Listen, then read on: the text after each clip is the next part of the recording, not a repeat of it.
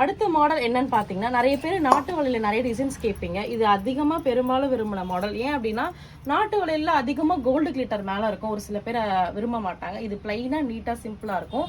இது மோஸ்ட்லி கர்நாடகா வளையல் அப்படின்னு சொல்லுவாங்க. இதில் வந்து 6 கலர்ஸ் அவைலபிள் இருக்கு. ஸோ இதில் என்ன சைஸஸ் அவைலபிள் இருக்குன்னு பார்த்தீங்கன்னா 2.4 to 2.8 வரையும் அவைலபிள் இருக்கு. இது 2வது கேட்டகரி நாட்டு வளையல். எல்லாருமே அதிகமாக ஆல்ரெடி இது முன்னாடி போட்டிருப்பீங்க. இருந்தாலும் ஒரு ரீகேப்காக இது போடுறது. இது நாட்டு வளையல்ல சிறு கொத்து மாடல் அப்படின்னு சொல்லுவாங்க. இதுலேயும் 9 கலர்ஸ் அவைலபிள் இருக்கு.